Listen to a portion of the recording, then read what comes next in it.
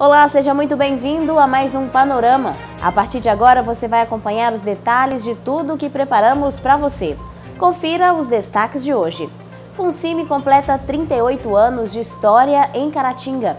Programa Viver Envelhecimento Ativo e Saudável está com inscrições abertas. No Dia da Mentira, você vai saber quando esse hábito pode se tornar um problema. Vamos ver também detalhes sobre a organização de normas para o teletrabalho. Saiba como é possível se proteger contra furtos a veículos. E ainda, amanhã se comemora o Dia Mundial da Conscientização sobre o Autismo. Eleições 2022. Prazo para tirar título de eleitor se encerra em pouco mais de um mês. No nosso quadro sobre saúde mental, vamos falar sobre a nossa relação com o tempo e a vida. Muito além do consumo, veja em uma reportagem especial como a moda reflete gerações, linguagens e comportamentos. O Panorama está no ar. Continue com a gente. E nós vamos começar o Panorama de hoje falando sobre a Fundação Educacional Cidade dos Meninos, a FUNSIMI. No último dia 28, a instituição celebrou 38 anos de atividades. Sua história vem sendo construída ao lado de crianças e adolescentes que revelam seus talentos por meio da entidade. E para prestigiar essa data, a gente traz à memória, a importância do papel da FUNSIMI na sociedade caratinga, na formação de cidadania dos nossos adolescentes e crianças. E também a FUNSIMI presta um serviço, através da Lei Federal do Jovem Aprendiz, de dar a primeira oportunidade de emprego para aqueles jovens que já têm 14 anos de idade. E a FUNSIMI vem desempenhando esse trabalho na formação de cidadania e formando um bom cidadão, como consequência vem a oportunidade de emprego. Para mim hoje é um orgulho muito grande ter a minha filha como aluna da FUNSIMI. Eu sou muito grata por essa oportunidade. E ter a minha filha na FUNSIMI, para mim é um orgulho muito grande, porque ali ela tem aprendido a dar valores maior à família, aos amigos, e tem trazido para ela, diante da sociedade também, a forma de lidar com as pessoas. Ela sempre teve uma dificuldade com isso aí, para ela está sendo muito bom, Está ensinando a ela como se comportar diante das pessoas, como agir. E, nossa, eu estou muito feliz mesmo. Os nossos parabéns à FUNSIMI e a todos os colaboradores pelo excelente trabalho que vem realizando na nossa cidade. O programa Viver Envelhecimento Ativo e Saudável, que tem como objetivo estimular a pessoa idosa a se manter ativa mentalmente e fisicamente, está com as inscrições abertas para participar da próxima turma. Pela legislação, as pessoas idosas são aquelas que ultrapassaram os 60 anos. Então, este programa é voltado para todos estes. A partir daí, a gente trabalha com alguns eixos que são disponibilizados pela Coordenadoria Geral, lá de Brasília, que são os eixos Inclusão Digital, o eixo Saúde, o eixo Educação e o eixo Mobilidade Física. Os objetivos gerais são manter os idosos ativos, tanto mentalmente quanto fisicamente, a fim de minimizar ou diminuir o fluxo de doenças comuns a essa idade, como Alzheimer, mal de Parkinson, depressão, para que as pessoas idosas possam se manter de forma mais saudável, com maior qualidade de vida. Ai de nós se não fosse esse projeto, nós estaríamos presos dentro de casa, sem fazer nada, sofrendo, aguentando certas coisas que às vezes não precisa um idoso aguentar, mas que é muito difícil viver preso dentro de uma casa. E esse projeto nos libertou. Através desse curso, através da atenção, da paciência e boa vontade do nosso professor, ninguém vai sair desse curso do jeito que chegou. Eu, por exemplo, estou preparando para a OAB como já fiz uma prova e fui reprovado, mas através desse curso eu estou conseguindo estudar em casa, no meu computador, para a OAB. De maneiras que é um aprendizado muito bom e está perdendo quem não está participando. Trabalhamos com o público de idosos a partir dos 60 anos de idade e teremos aí a abertura de nova turma dia 14 de abril, sexta-feira. E as inscrições estão abertas para qualquer idoso a partir de 60 anos de idade. Contamos aí com os interessados para estar procurando a Secretaria Municipal de Desenvolvimento Social, na Rua João Pinheiro, número 271, com os seguintes documentos: carteira de identidade, CPF, documento de comprovação de endereço, que pode ser conta de luz, conta de água, e também um comprovante de uso diário de medicação. Esse comprovante pode ser uma receita médica. Contamos aí com os interessados para fazer essa inscrição. Procurar na recepção da secretaria a Claudiana, que está responsável por essas inscrições. Então os interessados precisam ficar atentos porque o prazo se encerra no dia 14 de abril. Você já contou alguma mentira? Não vale mentir. Hoje, 1º de abril, é comemorado o Dia da Mentira. Você já parou para pensar em por que as pessoas mentem?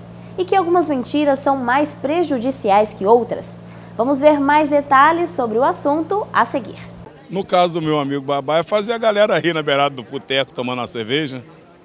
E tem outras pessoas que às vezes chegam meio atrasada em casa, aí tem que contar uma mentirinha para poder a situação ficar mais ou menos boa. Às vezes vai pedir uma ajuda, porque a gente sabe que não é, sabe? Fala assim, tô pedindo ajuda, não é para isso nada, sabe? Mentindo pra gente. Eu minto também, meu jeito, eu falo, não tem. A vida nos obriga a mentir às vezes, né? E questão das pessoas, eu creio que ultimamente estão sendo os políticos mesmo. Quem que é a pessoa mais mentirosa que o senhor conhece? Agora, por enquanto, não sei não. É eu mesmo. Mentir é algo que todo mundo já fez algumas vezes na vida. Esse comportamento é tão comum que não faltam histórias sobre mentiras e suas consequências na literatura, no cinema e na TV. De acordo com a psicóloga Flaviane Crespo, o ser humano aprende a contar mentiras a partir do momento em que identifica esse comportamento nas pessoas mais próximas. A criança, quando ela está em desenvolvimento ali, ela vai internalizando todo o contexto daquele ambiente. Então, por exemplo, essa criança que vê o pai e a mãe contando uma mentirinha, que seja mais simples, fala que eu não estou em casa, quando chega uma visita, né? Ela vai percebendo que é um mecanismo de, às vezes, conseguir até alguma coisa em benefício próprio. Então, é muito comum que as nossas primeiras mentiras surjam de necessidade de conseguir algo. Então, eu minto e tenho um benefício. Aí aquilo me agrada, né? Aquilo me satisfaz. E aí a gente começa a vivenciar a mentira como uma coisa natural da vida. Outro ambiente que favorece o hábito da mentira é o virtual. Nas redes sociais, as pessoas podem publicar apenas uma versão editada da própria vida. E quanto mais perfeita ela parecer, maior a sensação de ser aprovado pelos seguidores. Mas a criação de falsas histórias pode ser o sinal de um problema ainda mais sério, a mitomania. É um distúrbio que o indivíduo possui, e aí sim a gente está falando de um indivíduo que mente de forma compulsória, né? O tempo inteiro, para considerar essa doença. Na verdade, esse indivíduo, ele pode ser que começou com essa mentirinha desde a infância, como a gente falou, né? Foi se agravando, virou um hábito. E esse hábito também para benefício próprio, eu minto para obter algo. Aí esse indivíduo já se perdeu, né? Ele já está habituado tanto a mentir e ele já mente com sem intuito. Não é para ganhar vantagem, não é para prejudicar o outro. Ele já desenvolveu a doença. Então, de uma forma compulsória, de uma forma que ele não consegue frear. E aí ele acredita muitas das vezes naquela mentira que ele conta também. Então, como que a gente caracterizaria uma pessoa para saber se é só um hábito ou se ela está mentindo de vez em quando, seria já a mitomania. Se esse indivíduo mente sempre o tempo todo, se essas mentiras são mais detalhistas, mais mirabolantes, às vezes é uma uma justificativa simples que ele poderia falar sobre aquilo, não, ele inventa toda uma história fantasiosa. Isso caracterizaria, sim, já um indivíduo com a doença de mitomania. A psicóloga destaca que a compulsão por mentir leva o indivíduo a problemas em vários âmbitos da vida. Na maioria das vezes, o tratamento do transtorno é indicado por quem convive com o mitômano. Porque lembra que em alguns momentos ele acredita, mente tanto que ele já acredita em algumas coisas, né? E mesmo quando ele sabe que ele está mentindo, para ele é uma coisa boba, é uma mentirinha só, não vai prejudicar ninguém. Então quem está do lado é que vai identificar. Perdeu um relacionamento ou cometeu um crime, no trabalho, perdeu um emprego às vezes que o indivíduo gostava muito, e as pessoas vão revelando, olha, você mente muito, você fez isso, você fez aquilo.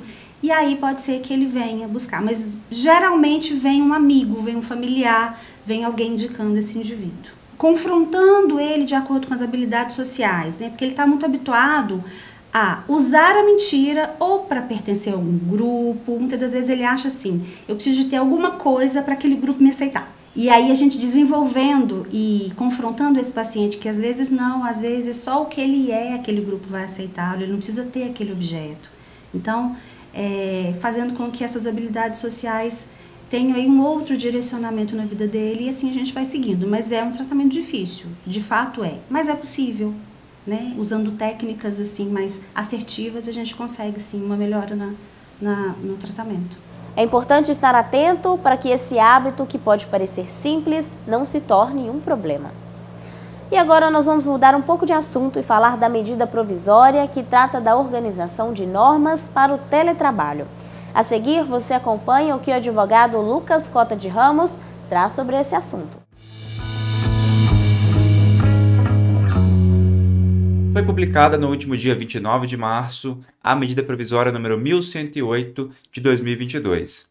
Essa medida provisória traz normas que regulamentam o contexto de teletrabalho no pós-pandemia. E essa medida tem ali no seu corpo, no seu conteúdo, várias situações, inclusive conceitua o que é teletrabalho.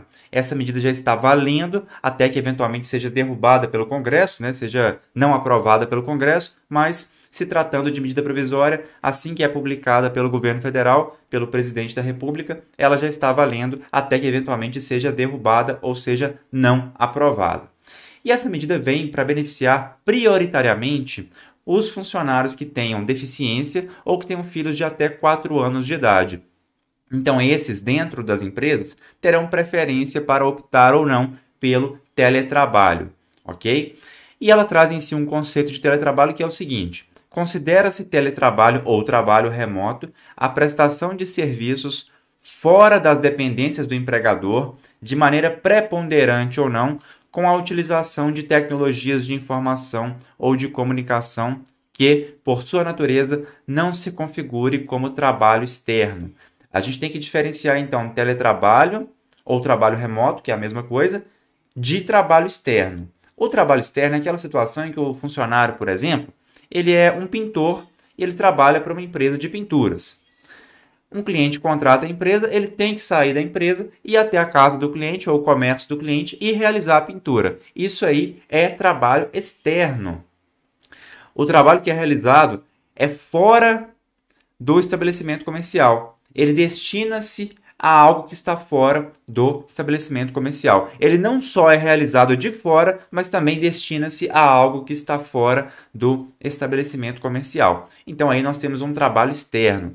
Um trabalho remoto, por outro lado, ou teletrabalho, seria uma situação em que um professor, ele atua, ele ministra aulas numa instituição e essa instituição, no contexto da pandemia, transfere essas aulas para o caráter remoto, aulas que eram presenciais passam a ser remotas e o professor da sua casa ministra essas aulas, passa a ministrar essas aulas, então, para os alunos, ao vivo. Isso aí é teletrabalho ou também chamado de trabalho remoto. Perceba que é como se ele estivesse no ambiente da própria instituição. Na verdade, ele está, só que o ambiente é virtual, tá bom? Quais são as novidades aqui, dentre várias, desta medida provisória? A primeira delas é a questão da dispensa do controle de ponto.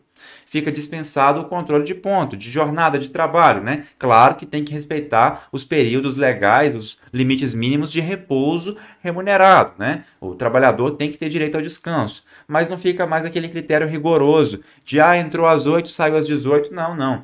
O trabalho pode ser adotado por produtividade, por produção de tarefa. Então, a sua tarefa do dia é essa, cumpriu a tarefa, cumpriu o trabalho do dia. E também é possível a adoção do teletrabalho, mesmo que o funcionário eventualmente precise ir à empresa. Talvez o funcionário tenha que ir à empresa uma vez por semana para poder verificar alguma situação, assinar alguma coisa, e aí nos outros dias ele trabalha de casa. Isso não desvirtua, não descaracteriza o teletrabalho.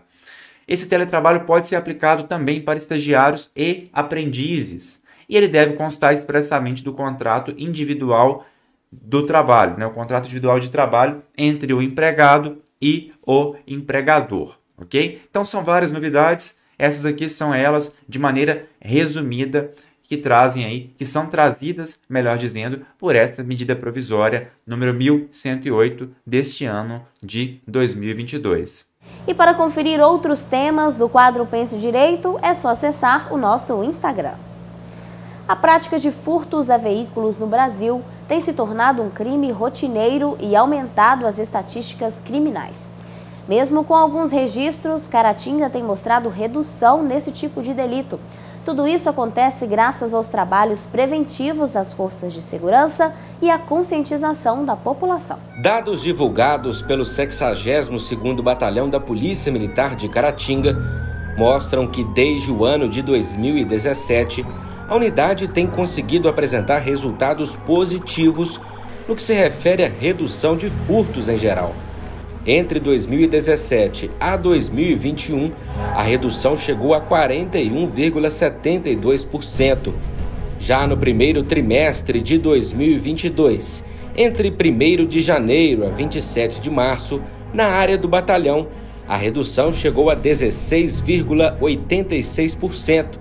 Enquanto que em Caratinga, essa redução foi de 13,01%. No município de Caratinga, nós temos uma redução, né, da incidência de registro de furto de motocicleta, furto de veículo, arrombamento a veículo e também de bicicletas. Nós apresentamos uma redução em relação ao mesmo período do ano passado. E esses registros que ocorrem no município, eles estão pulverizados em toda extensão.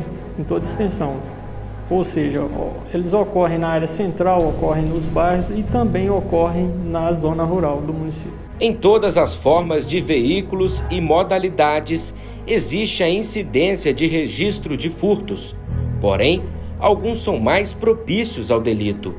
Mas tudo isso está ligado de que maneira o proprietário se comporta em relação à segurança de seu bem.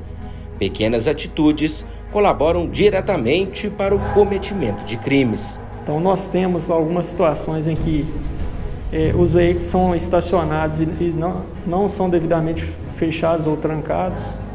Temos situações de registro, inclusive, que a chave da motocicleta foi deixada na ignição juntamente com o capacete. Então são todas situações que facilitam a ação do agente infrator. Outra redução a se destacar é com relação aos furtos e roubos de motocicletas, que o 62º Batalhão conseguiu diminuir em cerca de 78,26% os crimes de furtos e em Caratinga o resultado é ainda mais favorável, chegando aos 80,39% relacionado ao mesmo período do ano passado. Tudo isso só foi alcançado graças às inúmeras ações preventivas e repressivas realizadas com frequência. A Polícia Militar ela realiza ações, operações e intervenções pontuais. Essas intervenções elas são georreferenciadas para que possamos atuar naqueles pontos em que os registros são mais frequentes. E nós tratamos alguns pontos importantes que são as orientações preventivas, que é realmente o condutor do veículo tomar o devido cuidado, estacionar em local correto e local iluminado, na hora de estacionar, conferir se o veículo realmente está trancado ou não deixar objetos visíveis na parte interna desses veículos, que vai atrair a ação do autor. Enfim, são inúmeras ações que o proprietário, o condutor, deve adotar para evitar que seja vitimado. Outra preocupação da Polícia Militar é com veículos que ficam estacionados durante toda a noite e a madrugada em diversos pontos da cidade. É nesse horário que as vias públicas estão mais vazias e acabam chamando a atenção de criminosos para cometer principalmente o crime de furto e arrombamento a veículos. A Polícia Militar passa orientação para os condutores, que muitas vezes possuem garagens para guardar os veículos ou também contratar estacionamentos particulares para evitar os delitos. Ele não deixando ele pernoitar, ele está prevenindo diversas situações, muito além do furto, né?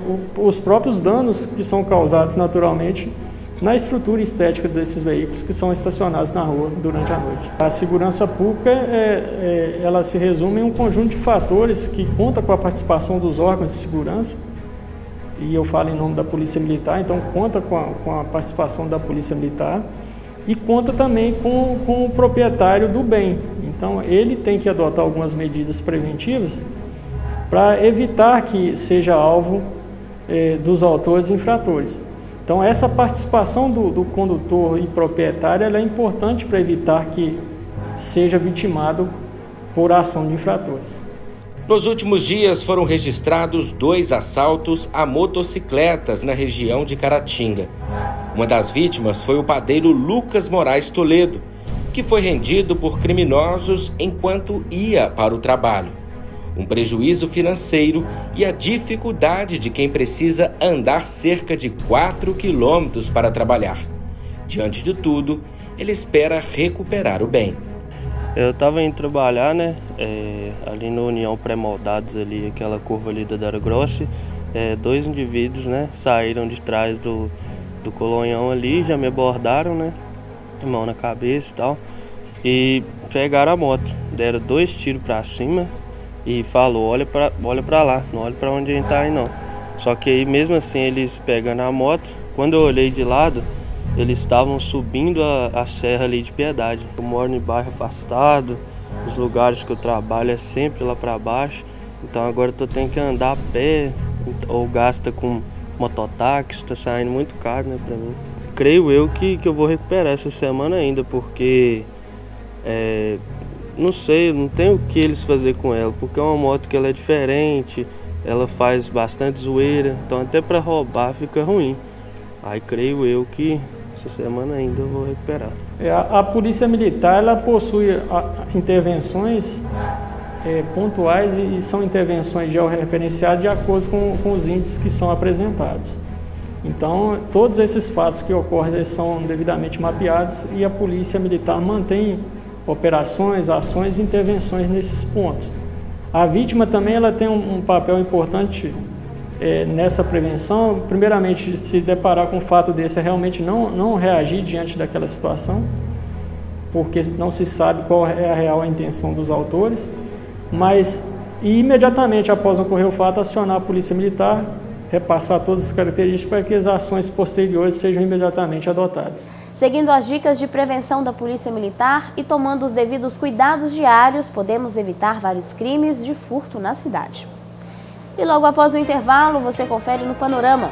2 de abril, Dia Mundial da Conscientização sobre o Autismo. Se aproxima o prazo final para tirar o título de eleitor. O quadro Saúde Mental vai falar sobre a nossa relação com o tempo e a vida. Em uma reportagem especial, vamos saber qual a importância da moda. É daqui a pouco.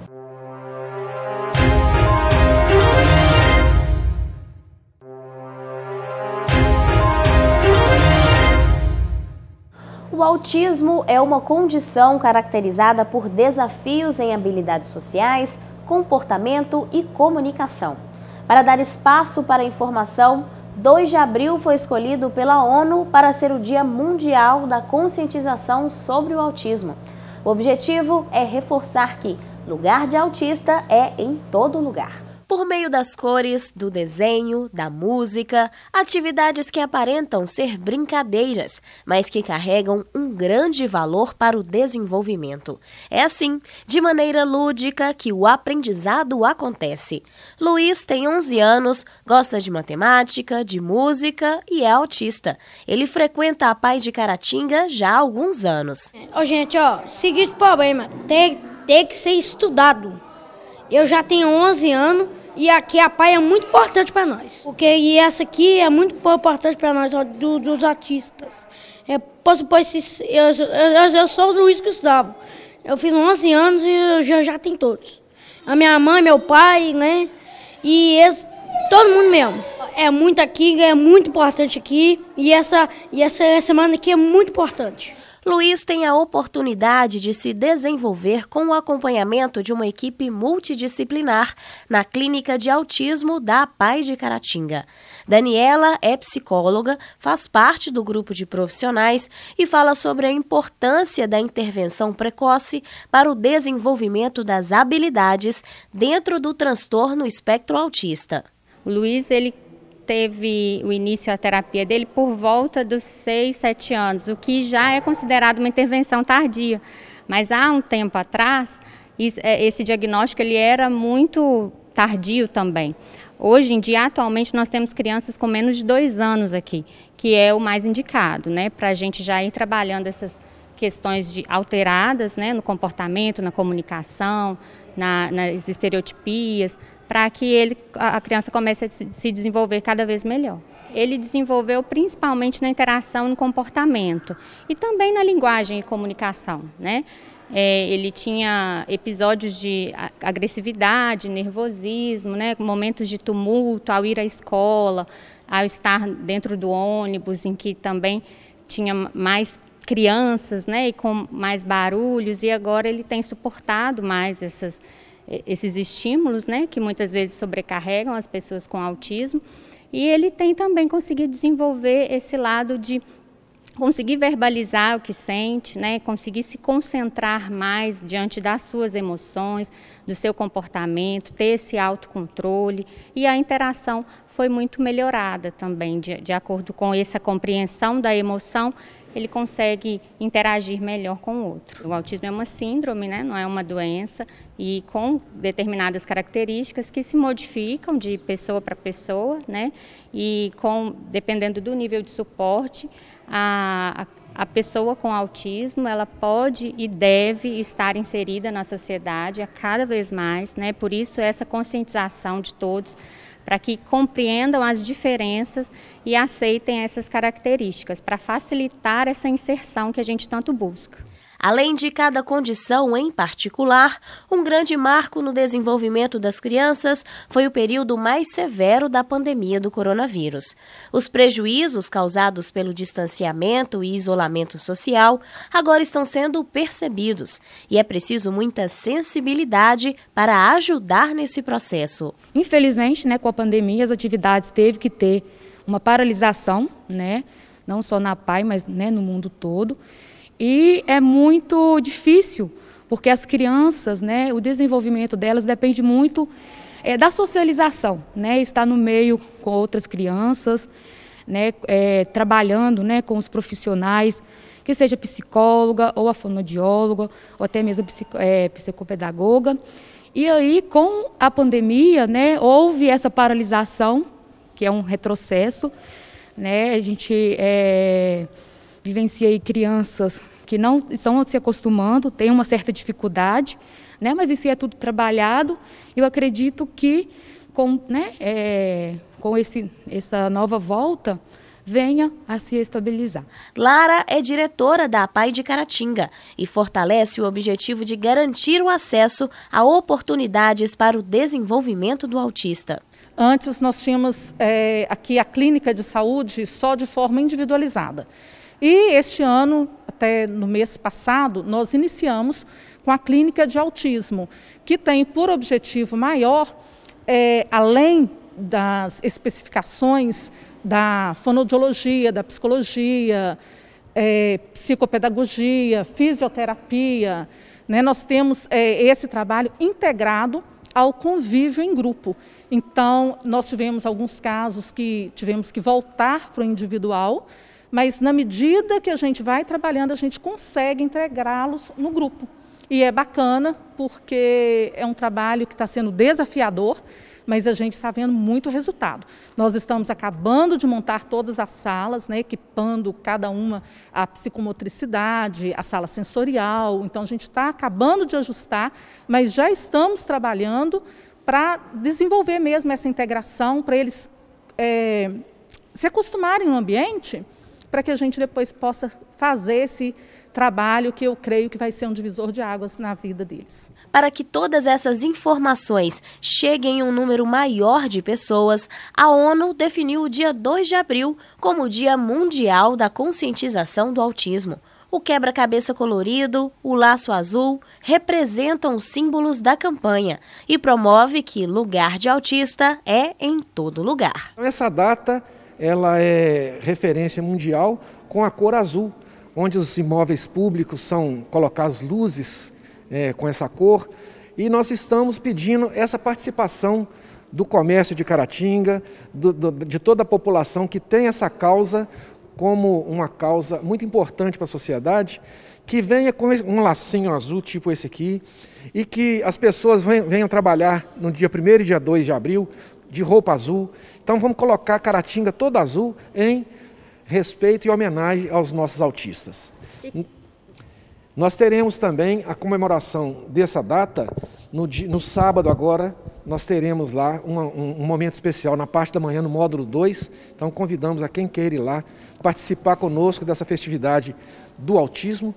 E na quinta-feira que vem nós teremos na praça, dentro do tema que é lugar de autismo, de autista em todo lugar, nós teremos essa participação deles lá na praça, perto do Coreto, onde teremos a integração dos autistas com todos os nossos alunos, com os pais, com os simpatizantes da causa. Então convidamos você também para estar lá junto conosco para homenagear os nossos autistas e fazer parte dessa conscientização de que o lugar de autista é em todo lugar. Hoje eu estou usando o lacinho azul, símbolo da campanha. O Dia Mundial de Conscientização sobre o Autismo é dia 2 de abril, neste sábado. Mas a empatia e o respeito permanecem durante todo o ano. Se você também quer participar da campanha, é só se lembrar sempre, lugar de autista é em todo lugar. E agora nós temos um lembrete para aqueles eleitores que ainda não tiraram o título. O prazo se encerra no dia 4 de maio, pouco mais de um mês. Para evitar atropelos, a Justiça Eleitoral recomenda que não se tire o documento na última hora. É aconselhável que adultos e jovens de 16 e 17 anos que pretendam votar nas eleições de 2022 não deixem para tirar o título eleitoral na última hora. O prazo para alistamento eleitoral e transferência termina no dia 4 de maio. Quem antecipar a ida ao cartório poderá evitar filas. É o caso da estudante Maria do Rosário, moradora do bairro Santo Antônio, em Caratinga, que completa 16 anos em julho. Tirei meu título. Eu acho muito importante a gente votar, ainda mais nessa idade, porque nós vamos decidir o nosso futuro a partir de agora. Eu decidi tirar o título antes de 4 de maio, porque além de eu estar muito ansiosa para votar pela primeira vez, tem uma preocupação com não deixar para a última hora e acabar não dando. Porque o destino do Brasil está na nossa mão, na mão do povo. E cabe a nós decidir como vai ser. E o prazo final é dia 4 de maio.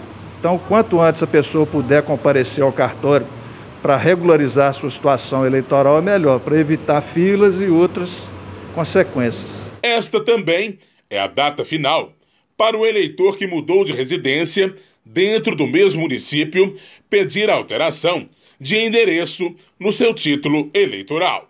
O prazo vale ainda para que o eleitor com deficiência ou mobilidade reduzida solicite sua transferência para uma sessão eleitoral especial, a fim de que possa exercer o direito ao voto com mais tranquilidade e sem obstáculos de ordem urbana. Você tem que trazer a documentação comprovando o vínculo de domicílio.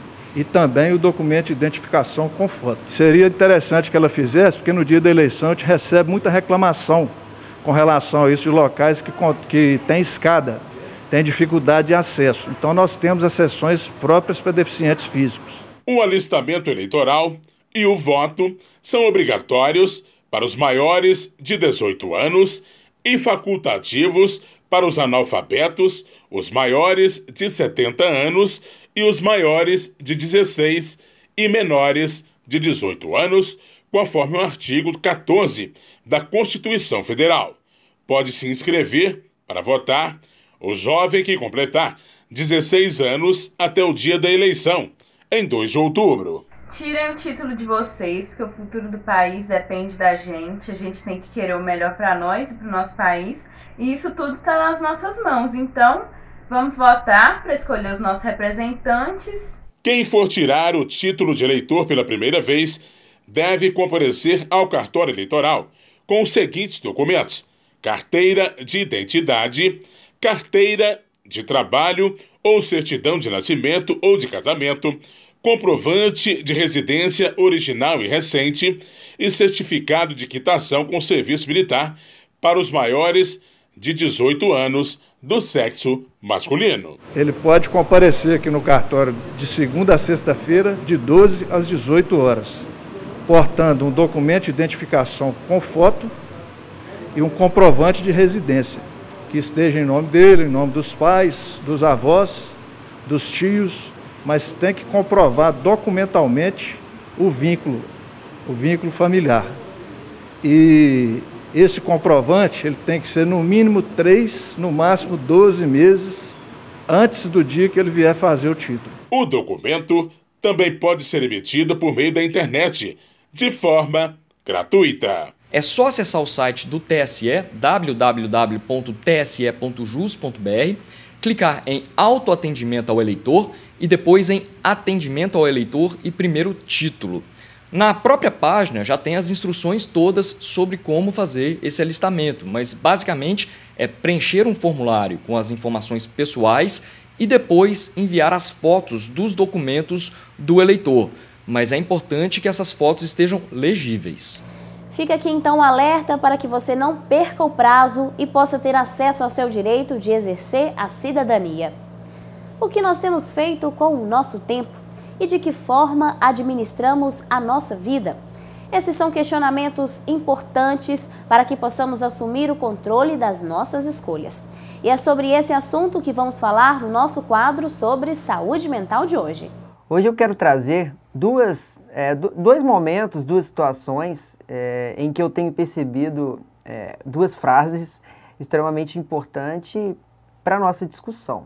Tanto no contexto clínico, né, no consultório psicológico, quanto no senso comum, me chama muita atenção para a seguinte frase: o tempo está voando ou o tempo está acelerado, né?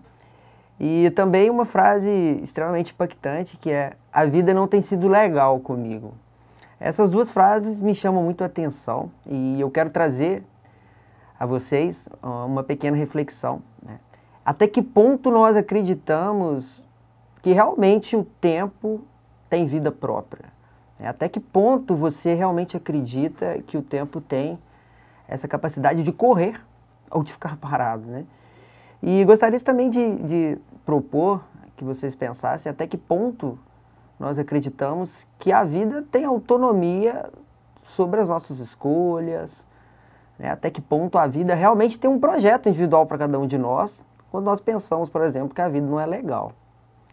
O ponto X dessa questão que eu quero trazer é que, em alguns momentos, é extremamente importante essa reflexão para que nós possamos nos colocar num lugar ativo, né?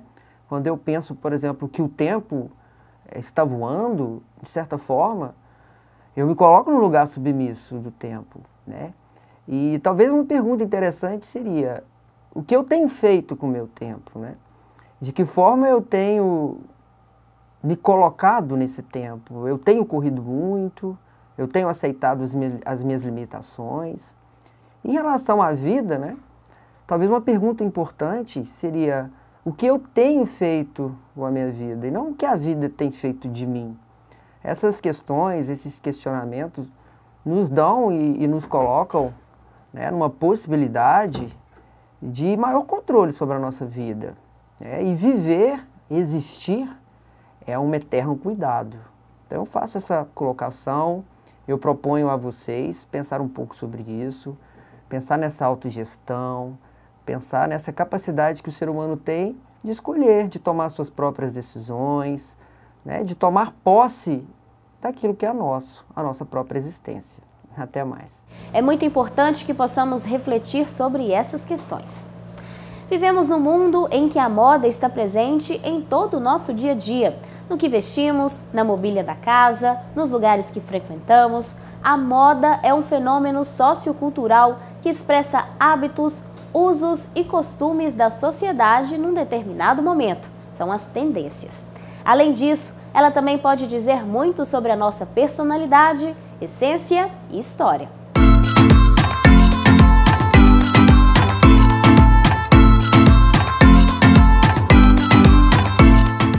O que as pessoas vestem todos os dias, mesmo quando não se esforçam para fazer essas escolhas, pode ter inúmeros significados psicológicos, sociais e culturais. Mesmo que inconscientemente, a roupa que escolhemos usar é inevitavelmente expressão da nossa cultura, identidade e estilo de vida. Chapéus e botas são alguns dos acessórios mais comuns no guarda-roupas da cabeleireira há 20 anos e fotógrafa há 4, Keila Rosado. Os itens são estilosos, mas para ela representam muito mais que isso. Vim de uma infância, né? Até os 16 anos eu fui vaqueira. Então vim para a cidade, mas as raízes, as paixões vieram comigo. Keila contou que não é consumista. A forma que ela se veste é a que a deixa mais confortável, segura e faz bem a ela mesma. Não sigo moda. Eu falo que eu me sinto livre para não seguir regras e nem padrões, entendeu? Sou eu. Independente assim, nossa, vão olhar, nossa, que perua. Nem, olhei no espelho, me senti bem, tô indo.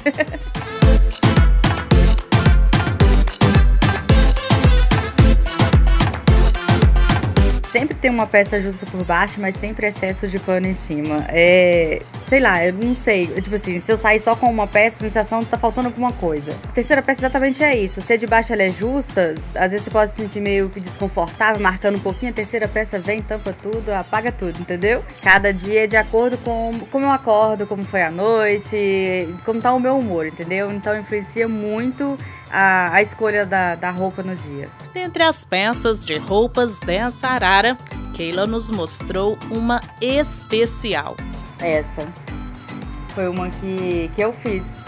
Foi feita à mão e bastante coisa costurada no próprio corpo. Sozinha? Sozinha. Sem curso, sem nada? Sem curso, sem nada. E foi para uma ocasião especial também, né? Foi para ser madrinha. Muito bacana. A prova de que o vestuário fala.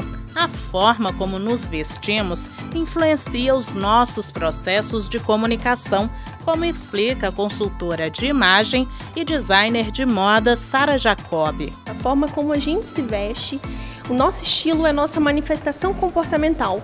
A nossa imagem, o que a gente está transmitindo às pessoas, é formado por 3 pilares: comportamento, aparência e comunicação.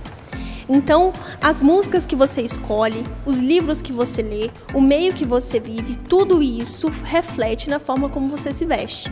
Por isso que eu sempre falo, no meu Instagram principalmente, que é muito importante a gente ter noção do que a gente está consumindo, porque isso reflete completamente na forma que a gente está traduzindo isso às pessoas. E saiba que até desdenhar o universo da moda transmite uma mensagem clara ao se vestir.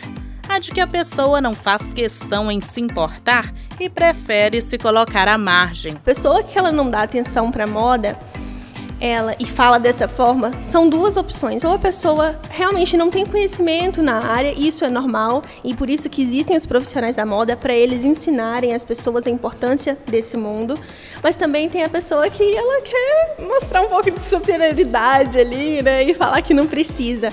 Mas até mesmo as pessoas que dizem que não estão se importando, elas estão se vestindo e impactando inconscientemente outras pessoas. Apesar de ser considerada efêmera e fútil por uma parcela da sociedade, a moda é parte da existência da humanidade. Ela reflete gerações e épocas, estabelece vínculos com pensamentos, descobertas científicas e evoluções tecnológicas, e também com as características históricas de cada momento. Está correlacionado com a psicologia. Há empresas hoje no mundo todo que estudam os padrões comportamentais e, com base nesses padrões comportamentais, daqui 10, 20, 30 anos, eles já têm previsão do que será usado na moda, com base no comportamento dos grupos étnicos, das culturas.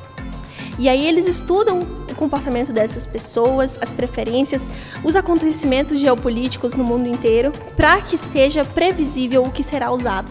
Sara dá aos seus clientes autonomia, autoconhecimento e, claro, beleza. Nos seus serviços, ela oferece mais que conceitos prontos de estilo, modelagens de roupa para um biotipo ou cores que favorecem. Ela oferece uma grande descoberta sobre a identidade e personalidade da pessoa. Vejo a consultoria de imagem, as pessoas pensam muito sobre na forma de se vestir, mas eu não gosto muito dessa abordagem só da vestimenta, porque é sempre uma coisa que eu estou abordando e falando com as clientes. A mudança ela só vem através do comportamento, da decisão firme e forte de controlar a sua vontade. E eu acho extremamente necessário, no meu processo inicial de consultoria de imagem, de mudança da forma como a pessoa se veste, ela identificar que ela precisa de mudar. Então é como se fosse um processo terapêutico, né? Que eu mostro para ela por que ela deve mudar, eu quero saber quais são as motivações que ela tem para querer essa mudança.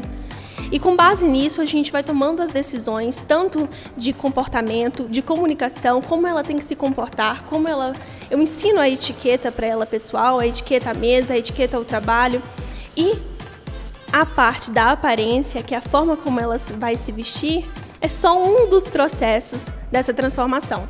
As tendências da moda levam em conta os movimentos e assuntos que estão influenciando a sociedade no momento, seja de forma cultural ou econômica.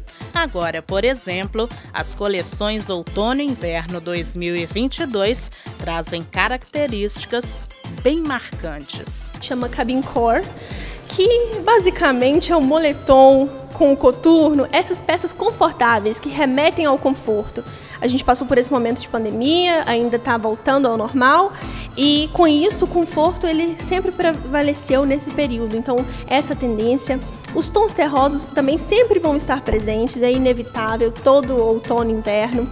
A gente também tem a questão das cores e metalizados. Então a gente vai ver botas metalizadas, botas coloridas, para remeter, toda vez que a gente tem na moda um momento de minimalismo, que foi o que a gente viveu nesses últimos 2 anos de pandemia, a gente tem um retorno agora das atividades normais e a gente tem um maximalismo. Então o exagero, ombreiras, peças estampadas, estampas psicodélicas, recortes, muita sensualidade, para justamente mostrar esse lado de felicidade, né? Um lado mais alegre pós todos esses eventos.